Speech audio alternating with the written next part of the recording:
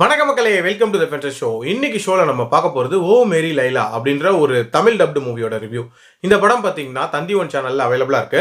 இந்த படத்துல ஆண்டனி வர்கீஸ், சோனா ஒலிக்கல் மற்றும் பலர் நடிச்சிருக்காங்க. இந்த படத்தோட டைட்டிலுக்கு ஏத்த மாதிரியே இது ஒரு லவ் ஸ்டோரி தான். பட் இதுல வரக்கூடிய லைலா அப்படின்றது பொண்ணு இல்ல, பையன்.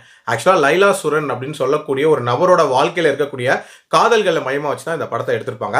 இந்த படத்துல அந்த லைலா சுரனா வந்து ஆண்டனி வர்கீஸ் தான் ப்ளே பண்ணிருப்பாரு. சின்ன வயசுல இருந்தே இவருக்கு வந்து காதல் பண்ணி கல்யாணம் பண்ணிக்கணும் அப்படின்ற மாதிரியான ஒரு ஆசை இருக்கும்.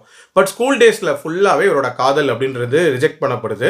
காலேஜ் வந்ததுக்கு அப்புறம் சரோஜா தேவி அப்படின்ற ஒரு பொண்ணை வந்து இவர் காதலிக்கிறாரு. அந்த காதல் கைகூடுமோ அப்படின்னு எதிர்பார்ப்புல இருக்கும்போது அதுவுமே வந்து ஃபெயிலியரா போயிருது. அந்த டைம்ல தான் சோனா வல்லிக்கலை வந்து இவர் பாக்குறாரு. ஒரு நாள் என்னன்னா சோனா நல்லா பேசுறாங்க, அடுத்த நாள் பார்த்தீங்கன்னா சுத்தமாக கண்டுக்கவே மாட்டேங்கிறாங்க. இந்த மாதிரி மாறி மாறி இவரை குழப்பிட்டே இருக்காங்க. ஸோ உண்மையிலேயே சோனாவோட வாழ்க்கையில் இருக்கக்கூடிய அந்த மர்மங்கள் என்ன, அண்ட் இவருக்கும் சோனாக்கும் காதல் அப்படின்றது உண்டாச்சா, அண்ட் திருமணம் வரைக்கும் போச்சா அப்படின்ற மாதிரி நிறைய விஷயங்களை சொல்லக்கூடிய ஒரு படம் தான் இந்த படம்.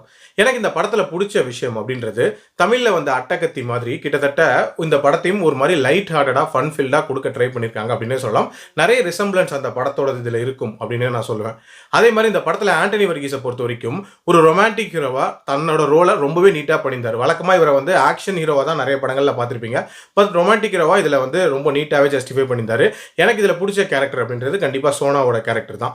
இதில் வந்து அந்த வேரியேஷன் அப்படின்றத அவங்க ரொம்ப சூப்பராக காட்டியிருப்பாங்க. அது என்ன வேரியேஷன்ங்கிறது உங்களுக்கு படம் பார்க்கும்போது புரியும். அதே மாதிரி இந்த படத்தோட ஃபன் மூமெண்ட்ஸ் அப்படின்றதுமே ஆங்காங்கே நல்லா ரசிக்கிற மாதிரி தான் இருந்துச்சு. உதாரணத்துக்கு அந்த சர்ச் போர்ஷன் அப்படின்றதெல்லாம் ஓரளவுக்கு இன்ட்ரெஸ்டிங்காகவே எடுத்திருந்தாங்க. இந்த படத்தோட ஒரு முக்கியமான ஹைலைட் அப்படின்றது இந்த படத்தோட அந்த மிட் பிளாக், அதாவது அந்த ட்விஸ்ட் ரிவீல் ஆகக்கூடிய தருணம், அது ஓரளவுக்கு இன்ட்ரெஸ்டிங்கான ஒரு தருணமாக இருந்துச்சு. டியூரேஷன் வைஸ் ஒரு 2.25 மணி நேரம் டியூரேஷன் தான், ஒரு டீசென்ட் வாட்சாவே பார்த்துடலாம். பட் பிரச்சனை என்ன அப்படின்னா இந்த படத்தோட அந்த ஃபர்ஸ்ட் 30 மினிட்ஸ் அப்படின்றது ரொம்ப ரொம்ப அன்ஆர்கனைஸ்டா ஆர்டிஃபிஷியலா எடுத்திருப்பாங்க அப்படின்னே சொல்லலாம். அதில் வரக்கூடிய ஹியூமர் அப்படின்றதுமே அந்த அளவுக்கு தான் இருக்கும். ஆல்சோ இவர் காலேஜ்லேயே ஒரு ஹீரோ ஆகக்கூடிய அந்த காட்சிகள் அப்படின்றதெல்லாம் காட்சிப்படுத்தின விதம் ரொம்ப ரொம்ப சுமாராக தான் இருந்துச்சு.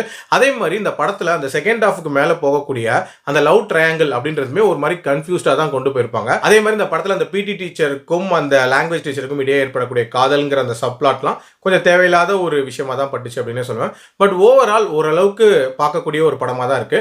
என்னோட ரேட்டிங் இந்த படத்துக்கு 2.75 அவுட் ஆஃப் 5. அடல் கண்டென்ட்லாம் இல்லை, தாராளமாக பார்க்கலாம். மீண்டும் மருத்துவ விமர்சனத்தில் சந்திக்கிறேன். நன்றி, வணக்கம்.